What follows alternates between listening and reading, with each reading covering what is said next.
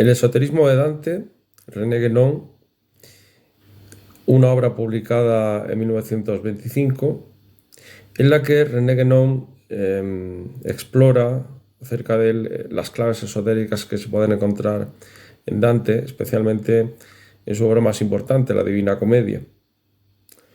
Dice Guénon que los comentadores de Dante se muestran generalmente de acuerdo en reconocer la existencia de un sentido filosófico, o más bien filosófico-teológico, bajo el sentido literal del relato poético, así como de un sentido político y social. Pero con el sentido literal no suman más que tres, y Dante nos advierte que debemos buscar cuatro sentidos. ¿Cuál es entonces el cuarto? Para nosotros no hay duda de que se trata de un sentido propiamente iniciático, metafísico en su esencia, con el que se relacionan múltiples datos que, sin ser todos de orden puramente metafísico, presentan un carácter igualmente esotérico. Precisamente por su carácter esotérico, el sentido profundo ha escapado por completo a la mayor parte de los comentadores. Ahora bien, si se ignora o desconoce ese sentido profundo, los otros no podrán ser comprendidos más que parcialmente. Quiere decir que Guénon parte de que, más allá del sentido literal y literario de la obra de Dante, hay que comprender el sentido esotérico, ese cuarto camino, porque sin él tampoco se pueden comprender los otros tres. Incluso aquellos que han entrevisto ese aspecto esotérico de la obra de Dante, dice que no, han cometido numerosos errores sobre su naturaleza verdadera, debido a que con notable frecuencia carecían de una comprensión cabal de esas realidades. Su interpretación estaba afectada por prejuicios de los que no podían liberarse.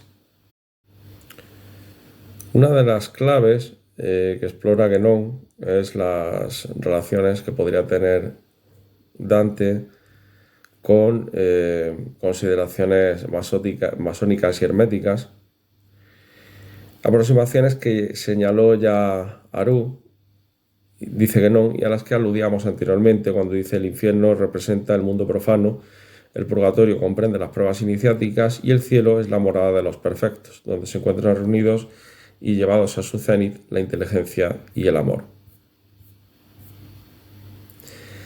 Hay que señalar de forma muy particular la conexión del hermetismo con las órdenes de caballería.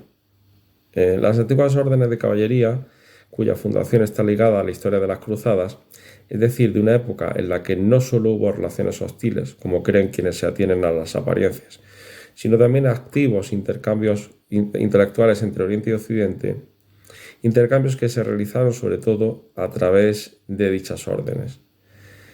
¿Se deberá admitir que tomaron de Oriente a los datos herméticos que hicieron suyos, o habrá que pensar más bien que poseyeron desde su origen un esoterismo de este tipo, y que fue su propia iniciación lo que les capacitó para entrar en relación con los orientales en este terreno?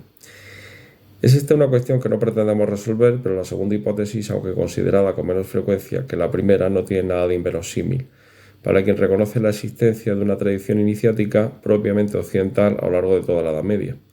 Y tal hipótesis estaría apoyada además por el hecho de que las órdenes fundadas más tarde, que nunca tuvieron relación con Oriente, utilizaron igualmente un simbolismo hermético como el toisón de oro, cuyo mismo nombre es ya una alusión perfectamente clara. Sea como fuere, en la época de Dante, el hermetismo estaba ciertamente presente en la orden del temple. Es decir, aquí que no se plantea así. Ese conocimiento hermético fue conocido a través de intercambios culturales con Oriente y de esa manera llegó hasta Occidente, o si bien ya se conocía en Occidente porque al fin y al cabo hay una cultura y un conocimiento de la tradición que es universal y que atesora distintas civilizaciones, incluso aunque no hayan tenido ninguna conexión, según serían las ideas de René Guénon o, por ejemplo, también de Julius Evola, quien piensa que también la tradición se encuentra recogida en todos los tesoros culturales y religiosos de las civilizaciones. Y dice que no, pero salvo probablemente en lo que atañe a lo que originalmente fueron templarios y rosacruces, no habría que sacar conclusiones demasiado estrictas sobre posibles filiaciones directas entre diferentes formas iniciáticas simplemente porque se constate una comunidad de símbolos. Es decir, muchas veces se intenta establecer una relación, una analogía entre distintas sociedades secretas porque comparten una serie de símbolos, pero eso no quiere decir que esos símbolos tengan ni siquiera el mismo significado o sean utilizados con la misma intención. En efecto, dice que no solo el fondo de las doctrinas es siempre y en todas partes el mismo, sino que también lo que puede parecer más sorprendente a primera vista, los propios modos de expresión presentan a menudo una similitud sorprendente, y esto ocurre en tradiciones que están lo bastante alejadas en el tiempo o en el espacio como para que no exista la posibilidad de una influencia inmediata de unas sobre otras.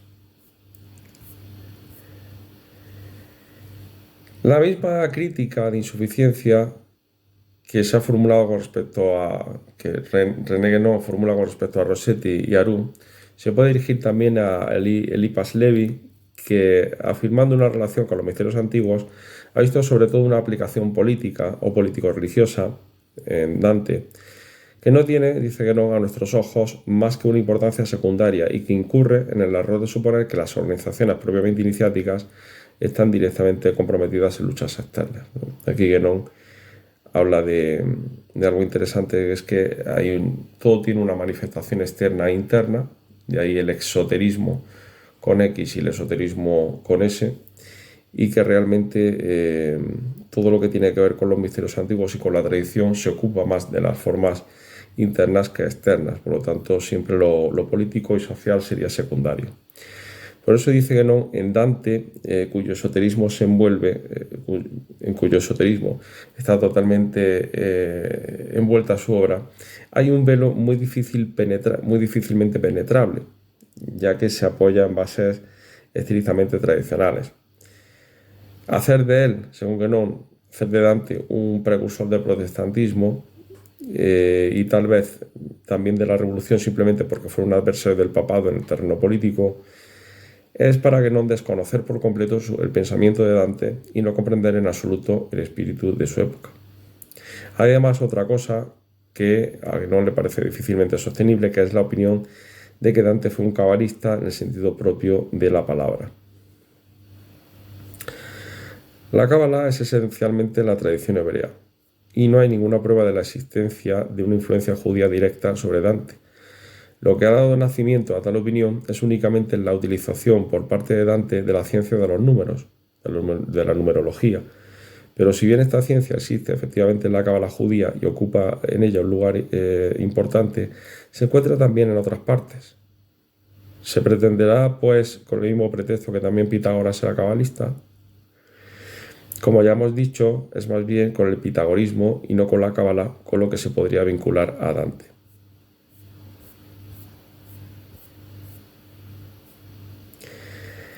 Lo que ofrece un interés muy particular para la historia de las doctrinas esotéricas es la constatación de que varias manifestaciones importantes de esas doctrinas coinciden en un margen de pocos años con la destrucción de la orden del templo.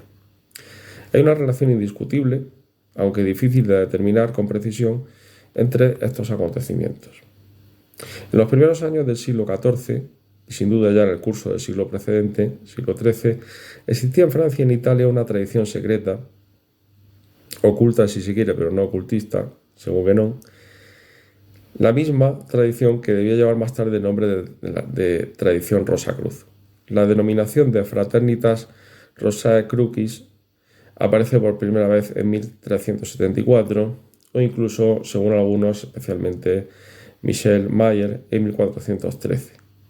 La leyenda de Christian Rosenkreuz, el supuesto fundador, cuyo nombre y vida son puramente simbólicos, tal vez no se constituyó hasta el siglo XVI, pero como acabamos de ver, el símbolo de la Rosa Cruz es sin duda muy anterior. Sea cual fuere la designación particular que se quiera dar a esta doctrina esotérica, hasta la aparición de la Rosa Cruz propiamente dicha presentaba características que permiten incluirla en lo que se denomina de forma general hermetismo. La historia de esta tradición hermética está íntimamente ligada a la de las órdenes de caballería. En la época que nos ocupa, era conservada por organizaciones iniciáticas como la Fe de Santa y los Fieles de Amor. Las novelas de caballería, para Guénon, son una de las grandes manifestaciones literarias del esoterismo en la Edad Media. Es decir, todo lo que tendría que ver con los libros de caballerías y con ese código lingüístico en torno al amor cortés.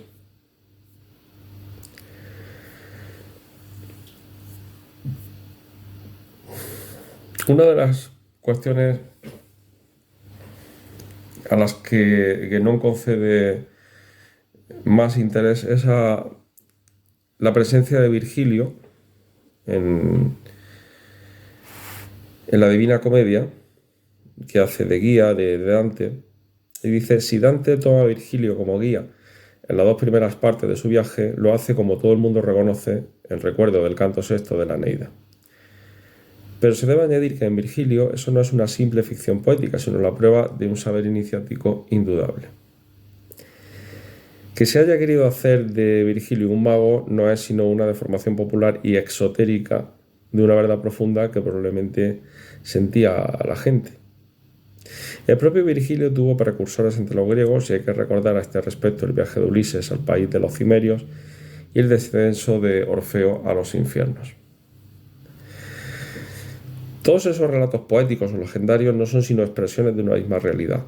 El ramo de oro que Eneas, conducido por la Sibila, va a buscar inicialmente al bosque, la misma selva selvaggia en la que Dante sitúa también el comienzo de su poema, es el ramo que llevaban los iniciados de Eleusis y recuerda igualmente la acacia de la masonería moderna, prenda de resurrección e inmortalidad. El cristianismo también nos ofrece un simbolismo semejante. La liturgia católica es el Domingo de Ramos lo que abre la Semana Santa, que verá la muerte de Cristo, su descenso a los infiernos y luego su resurrección, pronto seguida de su ascensión gloriosa. Y es precisamente el lunes santo cuando comienza el relato de Dante, como para indicar que fue al ir en busca del ramo misterioso cuando se extravió en el bosque oscuro en el que encontrará a Virgilio. Su viaje a través de los mundos se prolongará hasta el domingo de Pascua, es decir, hasta el día de la resurrección. Muerte y descenso a los infiernos, por una parte, resurrección y ascensión a los cielos, por otra, son como dos fases inversas y complementarias. La primera es la preparación necesaria de la segunda. Ambas fases se percibirán igualmente con facilidad en la descripción de la gran obra hermética y aparecen también claramente en todas las doctrinas tradicionales.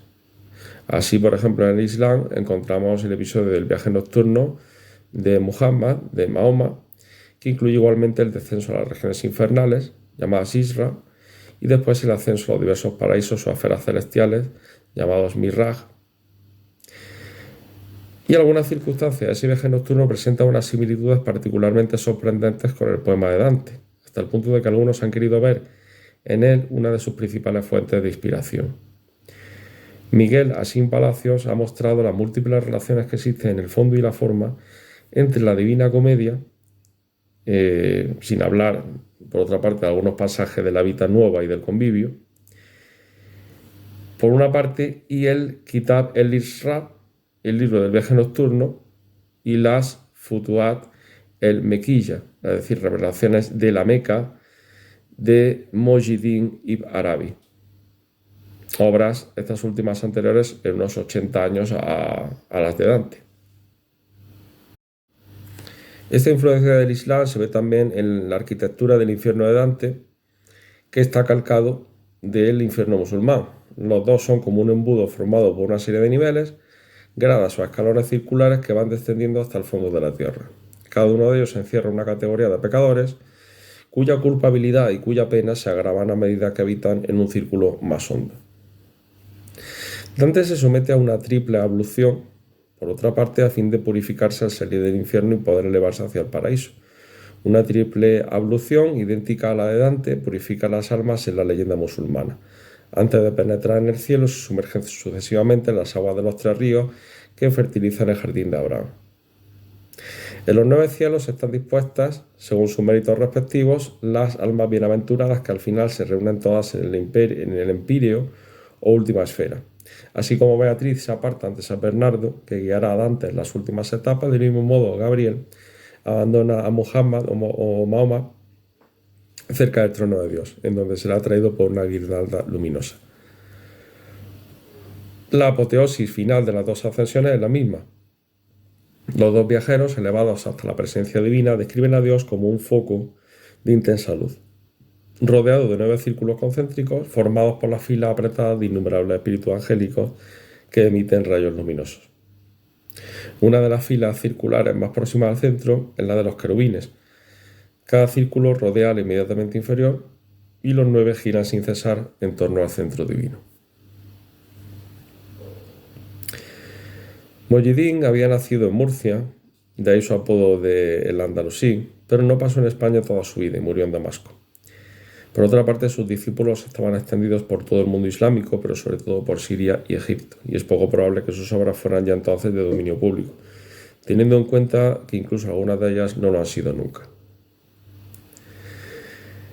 Además, se reconoce que existieron influencias islámicas en los orígenes de los Rosacruces, y a esto aluden los supuestos viajes de Christian Rosenkreuz a Oriente. Pero el origen real de la Rosacruz, ya lo hemos dicho, está precisamente en las órdenes de caballería, y son ellas las que en la Edad Media constituyeron el verdadero nexo intelectual entre Oriente y Occidente. Es decir, para Guénon, el enlace, el nexo de comunicación entre Oriente y Occidente en cuanto al trasvase de conocimiento, lo constituyeron las órdenes de caballería.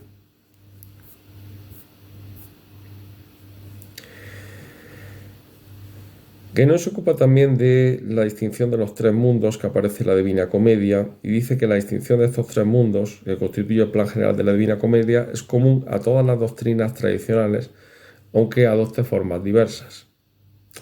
Los cielos son los estados superiores del ser, los infiernos, como su nombre indica, los inferiores, y cuando decimos superiores o inferiores, esa condición se debe entender con relación al estado humano o terrenal, que se toma naturalmente como punto de partida y comparación, pues ese es forzosamente el que nos debe servir de punto de partida. Al ser la iniciación verdadera una toma de posesión consciente de los estados superiores, es decir, al ser la iniciación en el momento en el que nos damos cuenta de que existen esos estados superiores, es fácil comprender que se la describa simbólicamente como una ascensión o viaje celestial, pero cabría preguntarse por qué esa ascensión debe ir precedida de un descenso en los infiernos.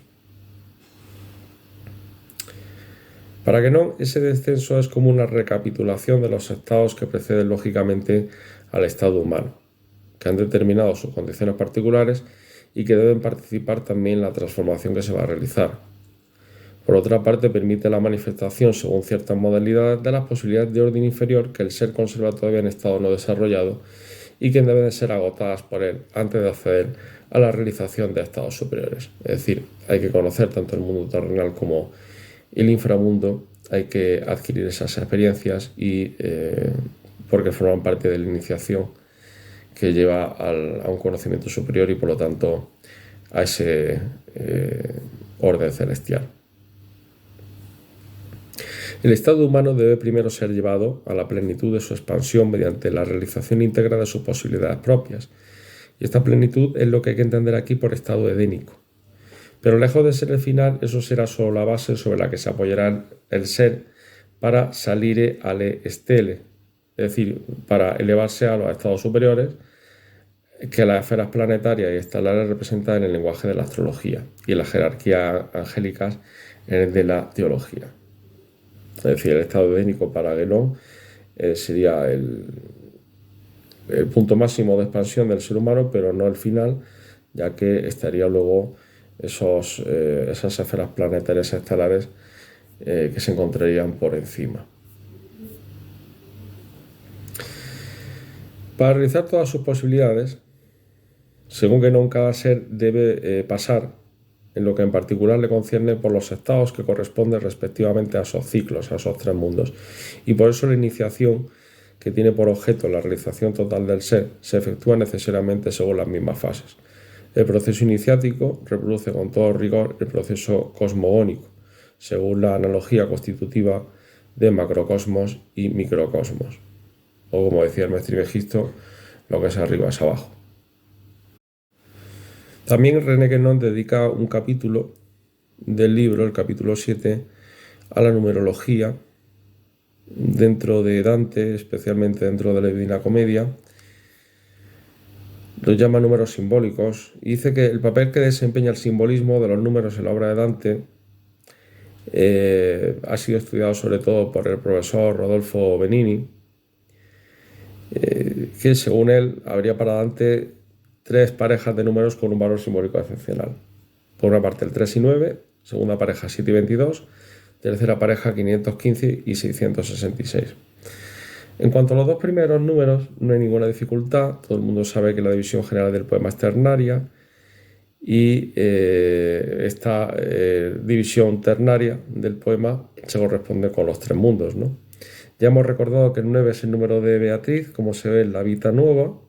El número 9, por otra parte, está directamente relacionado con el anterior, puesto que es su cuadrado del 3, y se lo podría considerar un triple ternario.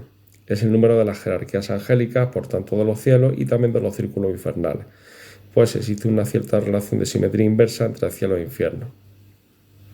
En cuanto al número 7, que se encuentra en particular en las divisiones del purgatorio, todas las tradiciones coinciden en considerarlo igualmente un número sagrado. La serie de los 7 planetas, que sirve de base a una multitud de correspondencias analógicas, también las 7 artes liberales. El número 22 está ligado al 7 por la relación 22-7, que es la expresión aproximada de la relación entre la circunferencia y el diámetro, de manera que el conjunto de los dos números representa el círculo, que para Dante, como para los pitagóricos, es la figura más perfecta. Además, 22 reúne los símbolos de dos de los movimientos elementales de la física aristotélica: el movimiento local, representado por 2, y el de la alteración, representado por 20, como el propio Dante explica en el Convivio. Esas son las interpretaciones que da este profesor Benini de este último número.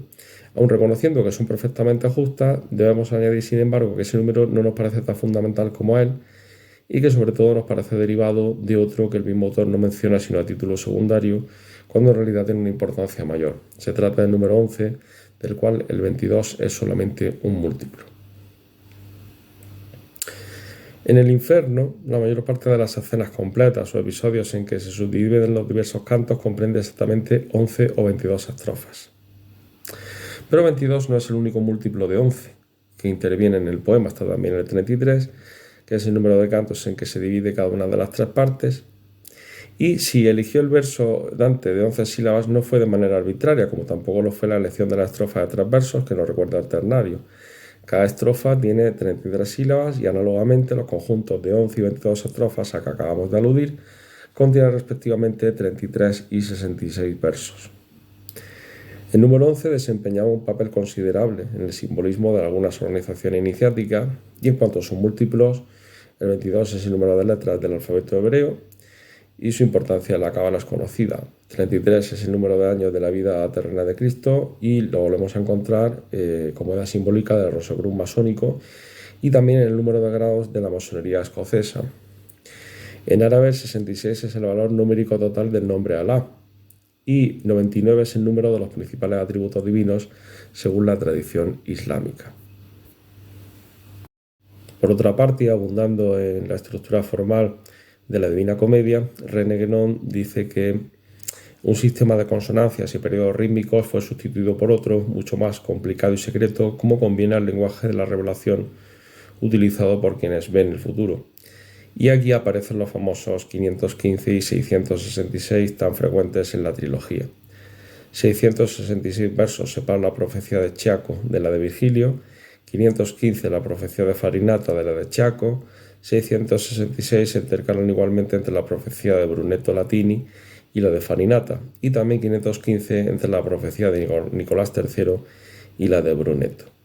Estos números 515 y 666, que vamos a alternarse de forma regular, se oponen uno a otro en el simbolismo de Dante.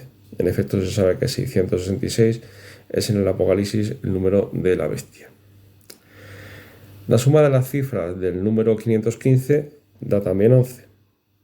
Y en números latinos, que sea Dux, se podría ordenar como Dux, que puede ser Enrique de Luxemburgo si se quiere, pero es también con el mismo derecho cualquier otro jefe que pueda ser elegido por las mismas organizaciones para realizar el objetivo que a éstas se habían asignado en el orden social y que la masonería escocesa designa todavía como el reinado del Sacro Imperio. Guénon también aborda el tema de los ciclos cósmicos. Ya hemos recordado que Dante realiza su viaje a través de los mundos durante la Semana Santa, es decir, en el momento del año litúrgico que corresponde al equinoccio de primavera. Y también en esa época, según Aru, es cuando los cátaros efectuaban sus iniciaciones. El año 1300 señala para Dante la mitad de su vida, tenía entonces 35 años, y es también para él la mitad de los tiempos.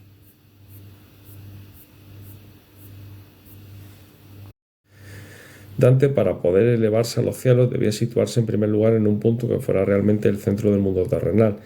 Y dicho punto es el centro según el tiempo y según el espacio, es decir, con relación a las dos condiciones que caracterizan esencialmente la existencia en este mundo. Finalmente, apunta Guénon, y por volver a lo que concierne más directamente al viaje de Dante, hay que señalar que si el punto inicial del ciclo se convierte en el término de la travesía del mundo terrenal, ahí hay una alusión formal al retorno a los orígenes, que ocupa un lugar importante en todas las doctrinas tradicionales y sobre el que, en una coincidencia muy notable, insiste más particularmente el esoterismo islámico y el taoísmo. Por lo demás, continuamos estando ante la restauración del estado edénico, del que ya hemos hablado, que debe ser considerado condición previa para la conquista de los estados superiores del ser.